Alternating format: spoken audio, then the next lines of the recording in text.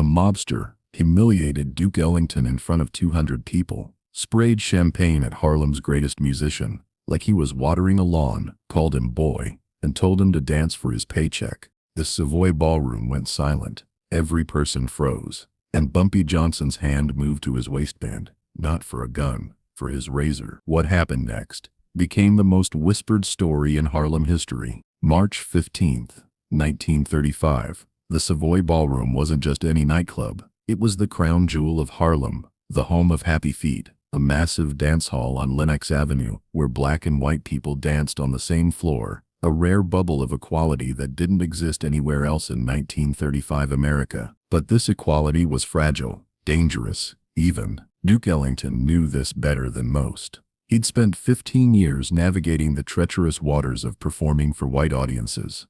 Downtown, at the Cotton Club, he played behind a rope that separated him from white patrons. He smiled when they called him boy. He nodded when they treated him like a trained animal, because that's how black performers survived in America, by swallowing their pride and playing the game. But the Savoy was supposed to be different. Here, Duke could breathe. Here, he was respected. Here, his genius wasn't just tolerated, it was celebrated. Tonight, Duke's 17-piece orchestra was making that floor shake with It Don't Mean a Thing. The horns were golden, the rhythm was perfect, and Duke's fingers danced across the ivory keys like he was conducting lightning itself. This wasn't just music. This was freedom expressed in melody and rhythm. Bumpy Johnson stood against the back wall, watching. At 28, he'd already earned his reputation as Harlem's protector, through calculated violence and unwavering principle. Dressed in his signature charcoal three-piece suit, he carried a straight razor in a custom sheath, 7 inches of Sheffield steel,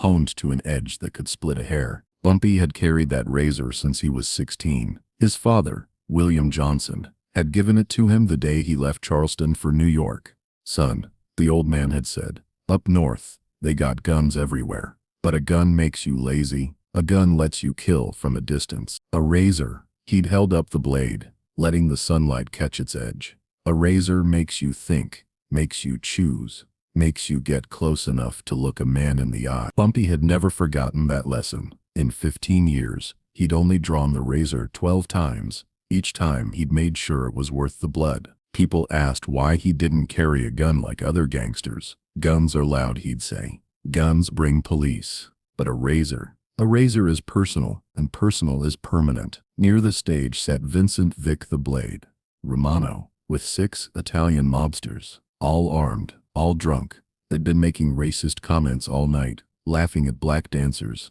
making crude remarks about the women. Vic wasn't just any soldier. He was Dutch Schultz's personal enforcer, sent to Harlem with a specific mission: establish dominance. Schultz wanted the numbers racket, wanted the nightclubs, wanted everything. And the first step was psychological warfare. Show the coloreds that their heroes could be humiliated without consequence. Earlier that evening, Vic had walked through the Savoy like he owned it. He'd grabbed women without permission, knocked drinks from tables, and made it clear that this integrated nonsense wouldn't last much longer. The crowd had watched nervously, unused to this kind of open hostility in their sanctuary. But they'd also noticed something else. Bumpy Johnson hadn't moved from his spot by the wall, hadn't reacted, hadn't done anything except watch with those cold, calculating eyes that made strong men nervous. Bumpy had been watching, waiting, calculating the exact moment when intervention would have maximum impact. That moment was about to arrive. Then Duke hit the climax of his song,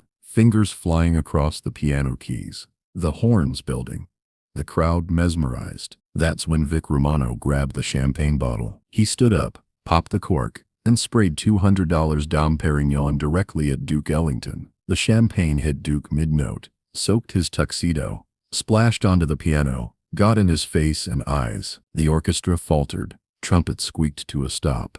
The bass went silent. One by one, every instrument died until only the echo of the insult remained. Duke stood there dripping, his face frozen in that careful neutrality black performers had learned to wear when white men humiliated them. But his hands were shaking with rage. He couldn't show. In the crowd, a woman sobbed. Someone's fork clattered to the floor. A man started to stand, but his wife grabbed his arm, pulled him back down. They all knew the rules. Black people didn't fight back against white men with guns. Not in 1935. Not anywhere. Dance, boy. Vic laughed loud and cruel. Earn that paycheck. The words cut through the Savoy like broken glass. Every person in that room, black and white alike, felt the cruelty, the calculated dehumanization. This wasn't just disrespect. This was a declaration. Your heroes are nothing. Your dignity is nothing. You are nothing. The Savoy went silent. Not the comfortable silence of a pause between songs. The suffocating silence of 2,000 people holding their breath, knowing something terrible was about to happen. Bumpy Johnson pushed off the wall and started walking. His footsteps echoed across the polished floor. Click, click, click. Patent leather on maple. People moved aside without being asked. The crowd parted like the Red Sea. Bumpy's right hand rested on his waistband. Casual, deliberate. Everyone who knew him recognized the gesture. Not a gun. The razor. Vic was still laughing when Bumpy reached his table. The laughter died when he looked up and saw Bumpy's face. No anger, no rage, just empty, cold calculation. The expression of a man deciding exactly how much pain to inflict. Stand up, Vic, Bumpy said quietly. It wasn't a request. Vic tried to grin, tried to play tough. What's your problem, boy? The word boy echoed through the Savoy like a gunshot. Bumpy didn't blink. His hand moved to his jacket slowly, deliberately, and he pulled out the razor, still in its sheath, just held it in his palm, the dark leather stark against his skin. I said, stand up. This time, Vic stood. His 6 guys reached for their weapons. Tell your boys, Bumpy said, his voice cutting through the room like the blade he carried. If they clear leather, they won't live long enough to regret it. The 6 men froze.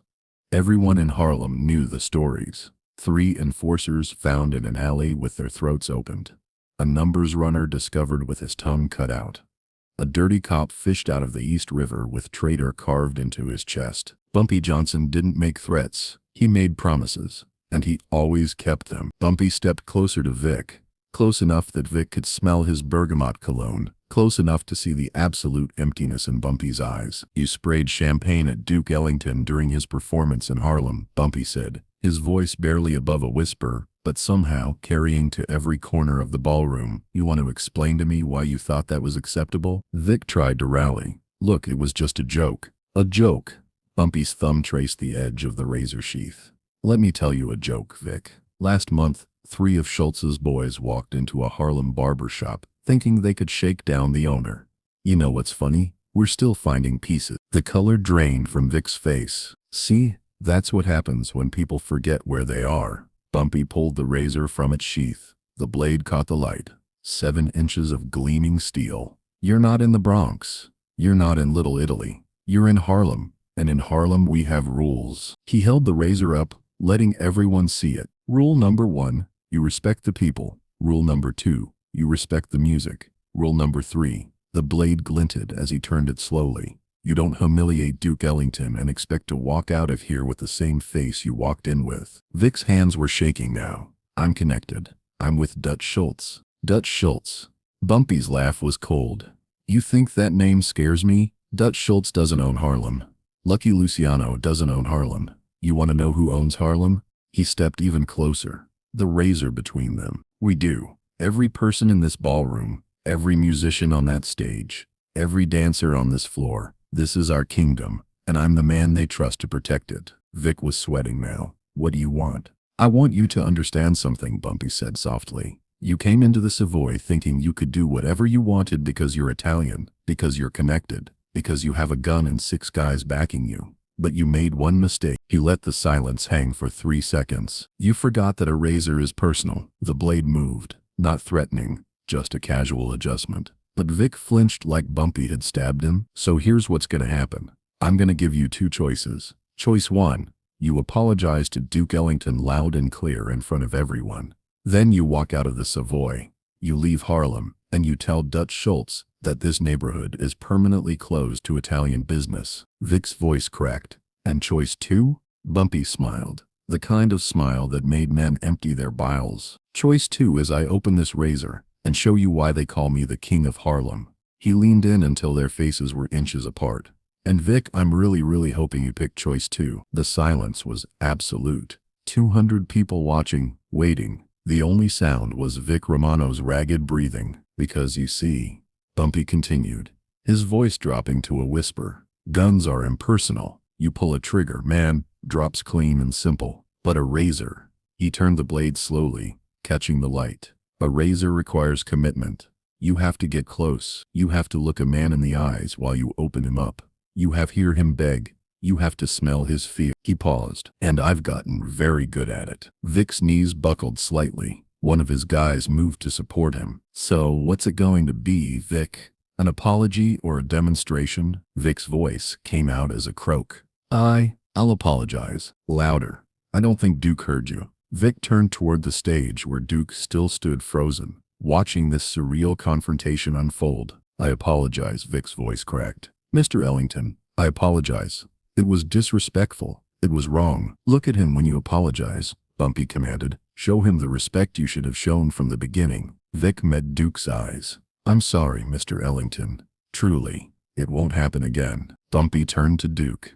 You accept his apology, Duke? Duke Ellington, the most dignified man in Harlem, a genius who'd spent his life navigating white America's disrespect with grace, looked at Bumpy Johnson, defending him with a razor, and tears filled his eyes. Yeah, Bumpy, I accept. Bumpy nodded, then turned back to Vic. The razor was still in his hand, still open. Good. Now, here's what happens next. You and your boys are gonna walk out of the Savoy slowly, calmly, like men who just learned a valuable lesson about geography and respect. He stepped even closer. But Vic, if I ever hear your name in Harlem again, if you ever set foot north of 110th Street, if you even think about this neighborhood, I won't give you choices. I'll just open this razor and paint the streets with you. And when Dutch Schultz asks what happened, I'll send him your tongue in a box with a note that says Harlem ain't for sale. Bumpy closed the razor with a soft click. The sound echoed like a gunshot. We clear? Vic nodded frantically.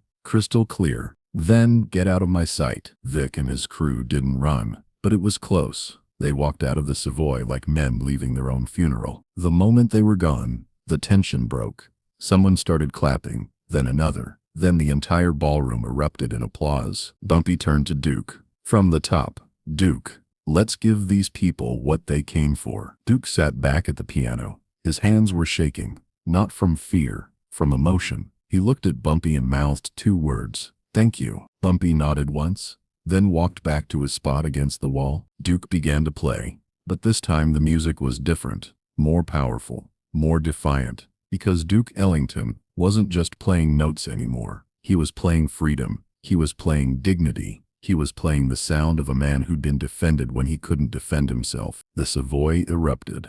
Not just applause, celebration, because everyone in that room understood what had just happened. Bumpy Johnson had drawn a line in the sand. He'd told the Italian mob, told Dutch Schultz, told every white gangster who thought they could take Harlem. This neighborhood belongs to us, our music, our culture, our dignity, and we'll kill to protect it. Vincent Vic the Blade Romano left New York the next morning. Word spread through Dutch Schultz's organization within hours. Harlem was off limits. Permanent. But Schultz wasn't ready to accept defeat.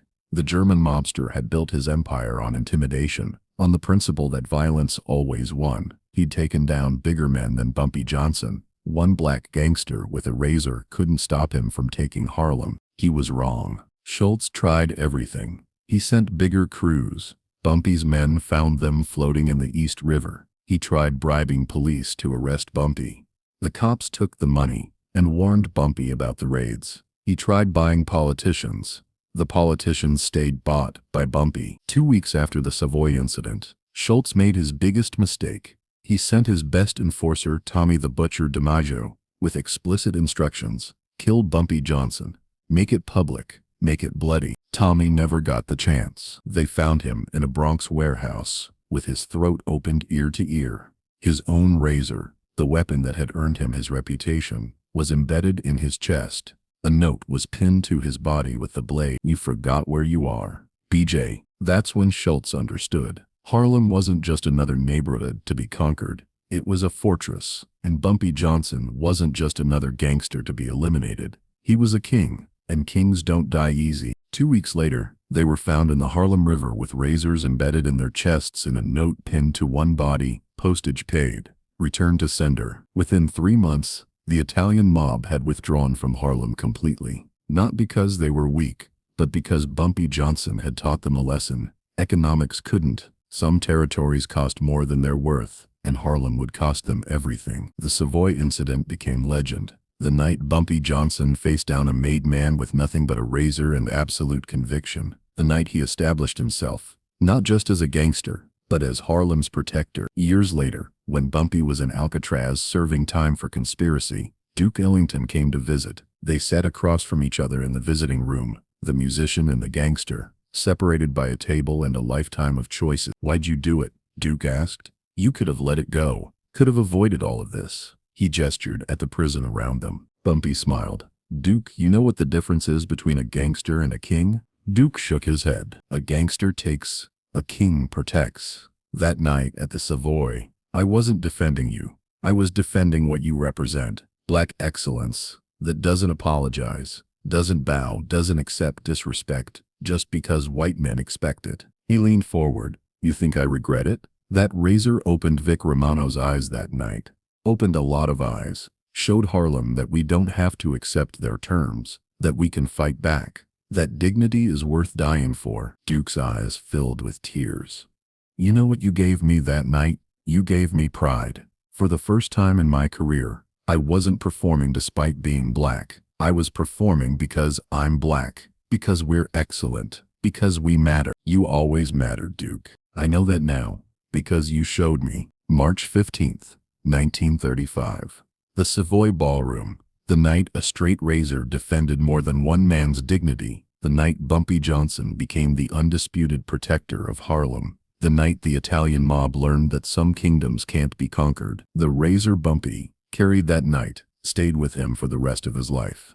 Through prison sentences, through wars with other gangsters, through decades of protecting Harlem streets. And when Bumpy Johnson died in 1968, that razor was found in his pocket, still sharp, still ready, still carrying the message he'd sent that March night. You can own Manhattan, you can own the Bronx, but Harlem protects its own, and anyone who forgets that lesson learns it the hard way, one razor cut at a time.